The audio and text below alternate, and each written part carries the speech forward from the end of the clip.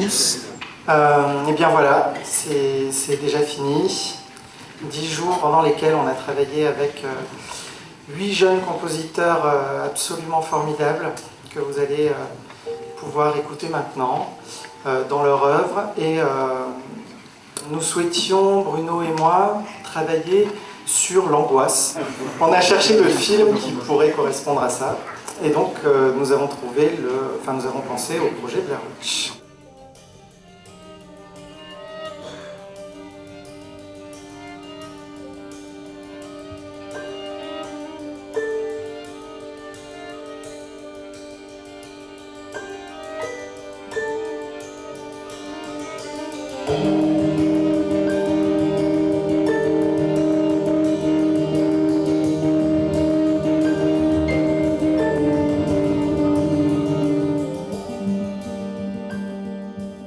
Nos 8 compositeurs ont trouvé une voix très singulière, une musique à fleur de peau qui hante le film et n'appartient qu'au film qu'elle soutient.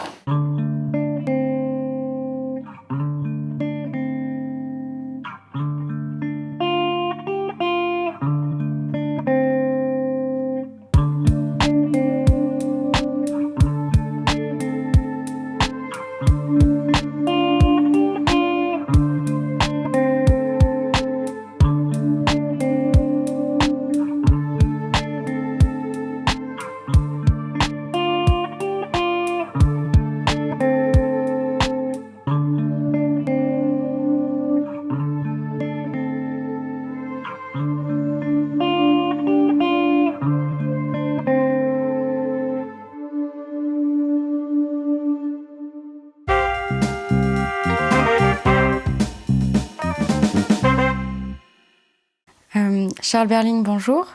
Donc vous avez quand même une grande carrière derrière vous. Quelle expérience vous a particulièrement marqué? Quel tournage et pourquoi? Il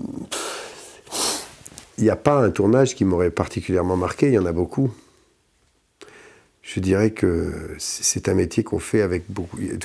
Tout est en interaction avec tout. Donc je m'intéresse à toutes les facettes, n'est-ce pas, du métier. Enfin, pour moi, c'est important. C'est même tout est lié. C'est toujours fondamental comment une chose se fabrique, c'est ce qu'elle va devenir. Le moment où moi, en tant qu'acteur, me donne un scénario en vue de le jouer, le travail est déjà commencé. Et donc vous êtes attiré par la réalisation ou vous avez déjà fait de la réalisation? Pourquoi est-ce que vous êtes tourné? Quand j'avais 14 ans, je faisais déjà des films en Super 8.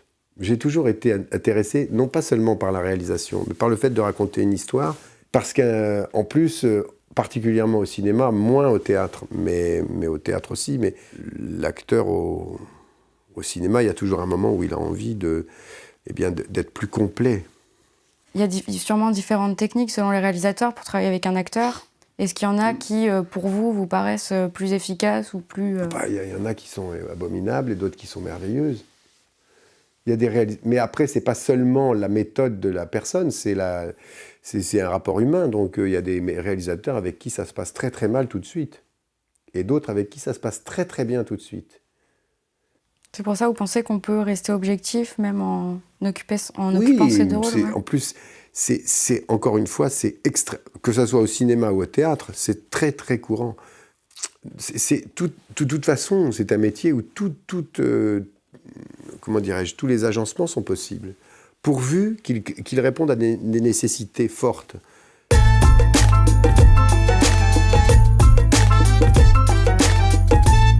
Aujourd'hui, c'est le dernier jour du festival. Déjà, est-ce que vous êtes triste ? Pour moi, c'est pas le dernier jour, c'est l'avant-dernier jour. Non, je suis pas triste parce que je suis heureux d'avoir découvert ce festival. On réalise pas, donc on verra demain. Ouais, on est triste. Dévasté, ouais. Alors, il y a la grosse fête ce soir, donc je suis pas encore triste, mais en tout cas, je suis très contente d'être là. La tristesse, ça va être surtout, je pense, au moment où tout le monde va se séparer. Quel est votre meilleur souvenir de cette semaine, dans ce que vous avez vu ou fait? Est-ce qu'il y a quelque chose qui vous a marqué? Cette semaine, c'est un bien grand mot puisqu'on est arrivé hier. J'ai pas mal fait les compétitions de court-métrage. Ça m'a beaucoup plu parce que j'ai trouvé le niveau vraiment très bon. J'ai trouvé que le panel de gens qui étaient là était tout à fait représentatif. Le programme d'animation était vraiment de qualité, à un très bon niveau. Mais les gens d'abord, parce que venir de Belgique pour venir conduire au Festival d'Aubagne, il faut quand même le faire. Et donc, est-ce que vous pensez revenir l'année prochaine ?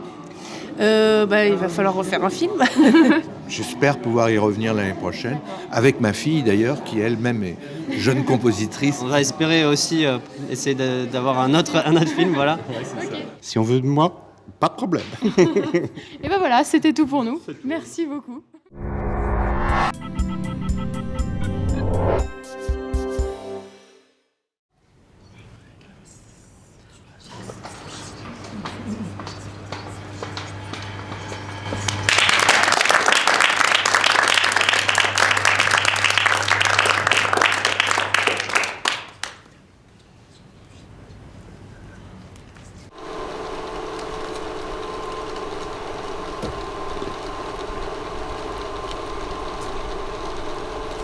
T'en veux ?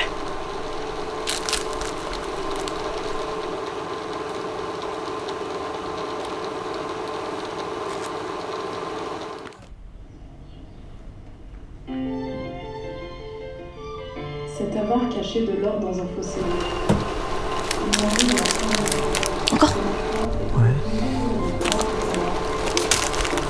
Son antre était un porche au farouche carreau. Temple sépulcre orné d'un ponceau. On va cesser de se voir. Désolé, vous êtes sans intérêt. C'est Gonoir.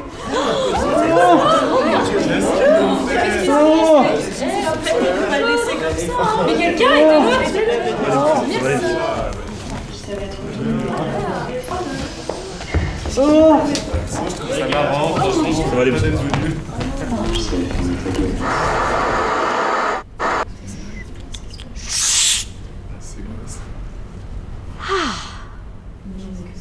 On est mieux ainsi, vous ne trouvez pas ? Silence ! Cette chose sacrée que vous piétinez sans cesse. Croyez-moi, je viens de vous sauver la vie. Si.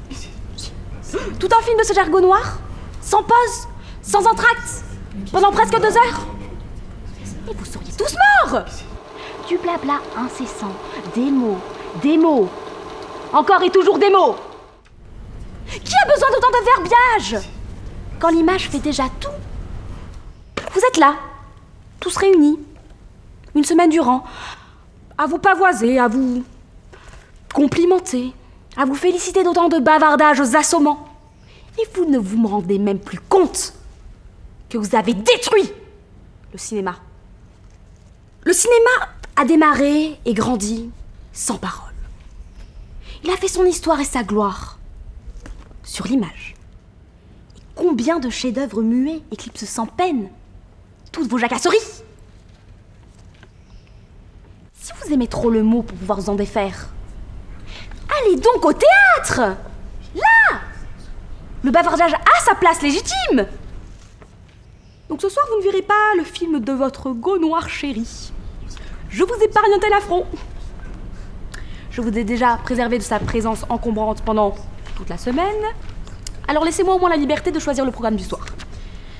Je vais ramener ce festival de cinéma aux bases qu'il n'aurait jamais dû bafouer. Trêve de blabla, trêve de parole, ouvrez grand les yeux. On se retrouve juste après.